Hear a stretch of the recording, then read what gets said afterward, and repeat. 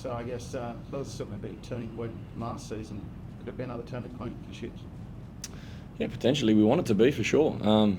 Plenty of positives for us in the last couple of weeks, and especially last week. Some real big performances individually for some people, and just collectively some of the football we played and some of the goals we created just show quite clearly how much improvement there's been. Obviously, a few very obvious areas we need to fix, but we've had a difficult start to the season, but that's done now, and the fixture list wasn't too kind to us, but now we return back to Suncorp. We've got a different run of games ahead of us, a schedule that's a much kinder schedule, much fairer schedule for us, and we're very focused on this next block of games starting tomorrow night. You could easily won 3 of those 5 games as well. The boys take confidence from that sort of thing, like performances? Yeah, for sure. Like, we always focus on the positives, and we're always looking forward, and it's important to have that improvement mindset because when times are tough and when you go through a bit of adversity as a group, you need to have that level of resilience, and you need to make sure that we stay process driven on improving. I think definitely the Macarthur game, that was one that we should have won, and as frustrating as it is, we still took a point away from home, which in its own right is a decent performance against Macarthur given the start that we've had, and now we want to build on that. And we want to look at the City game as a big opportunity in front of our home fans and our members to get back here and play our best stuff. I think on Kai Tron as well. How much do the boys want to beat him? I'm sure they look. To be honest, Kai, my time at the club, Kai, fantastic person first of all, super talented player. And the move for him was probably one that he needed to make. Obviously he'd been here for a while, and it's good for a player sometimes to get that change. So when he left, it was very much wishing him all the best and wanting him to go on and do well. But I dare say tomorrow night, I hope that we can shut him down and make him pretty miserable and make sure that my boys are on the front foot and get the result. But there'll be a bit of banter and a bit of niggle between Kai and the boys, that's for sure. Saw Henry Law back as well. Yeah. Massive in. Look, he's not available yet. He's not available, for a fair while yet, 5 or 6 weeks. He comes in middle of January there when the window opens. But look, he's a Queensland boy. He's a Brisbane Raw boy. His heart's here, and he's had a great stint overseas and learned a lot. Probably grown as a player, which is scary to think because he was a fantastic player when he left. And just to have him in and around the change room and back on the training deck's a big boost for the boys anyway. Ruben, was just following on from that question, with obviously Henry Hall not available, but is it good to see you having a lot of the players you had out, sort of in the sort of the tough periods, starting to come back as far from injury and whatnot? Yeah, for sure. Look, we've had such an interesting pre-season and start to the season. It's been difficult for a lot of reasons, and one of those reasons is the bodies. We've had a lot of different bodies going away. Like Rafa's coming and going with international stuff, and that's going to continue.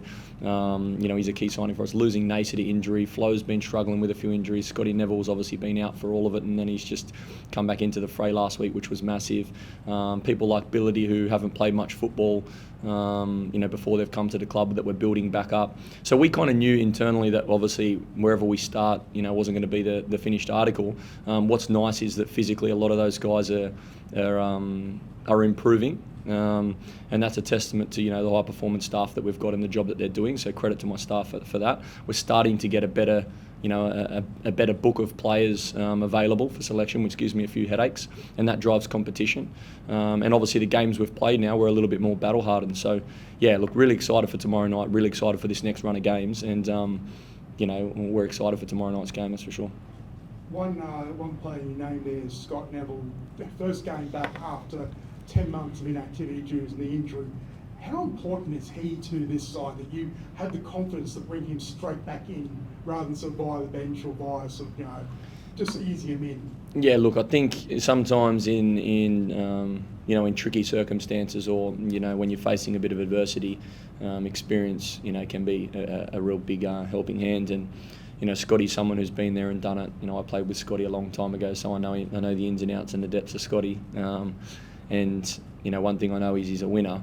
The other thing is, obviously, we wouldn't put him out there if he hadn't done the work and he wasn't ready. So he trained with the team for a few months, and he was building himself back up from the ACL. And if you know Scotty, look, he's the ultimate professional, and he ticks every single box he can physically. So for him, it's a little bit more that his experience can carry him through the moment, and that he's physically ready because he would have done the work and not taken any shortcuts.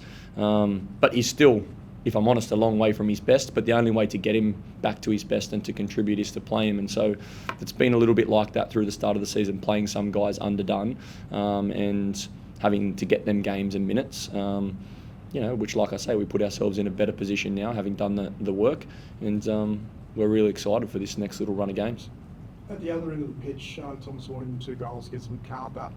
In the sort of the press, especially down south, comparisons as far as potentially being the next Mark Viduka, quote unquote.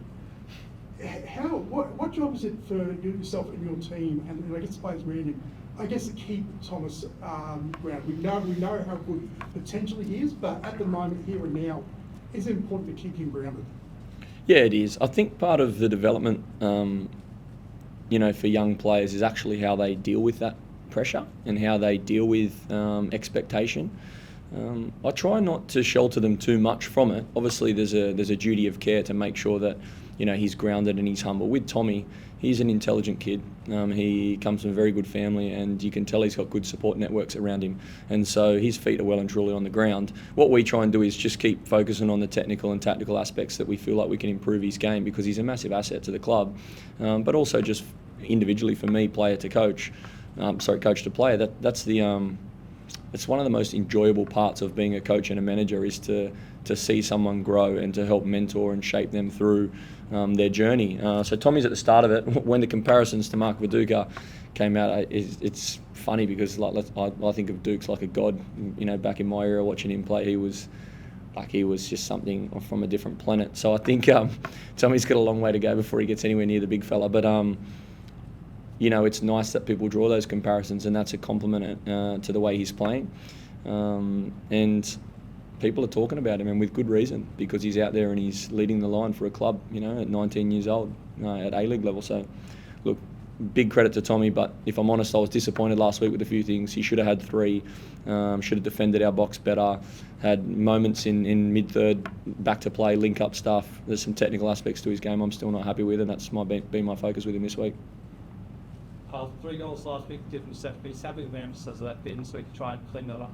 Yeah, look, it's we try not to be too reactive, because obviously, you don't want to turn around and just make everything about set pieces. But that was a big kick in the teeth last week. To concede 1 direct, 1 second phase, and 1 short. We need to be better in those moments. And we've definitely turned a little bit of attention to that to make sure that we look to rectify it quickly, because that's the reason we didn't win last week. We should have taken 3 points if we were, better in those set piece moments. You jumped Melbourne City last week, played well here. You looking to do that again this week? We what? Sorry. You jumped and got a really fast start, but what goals? Yeah, look, we always want to start. I think every team does. To be honest, I don't think there's a team that doesn't. The first 10 minutes of the game try and get on the front foot. That's something that I don't think we did.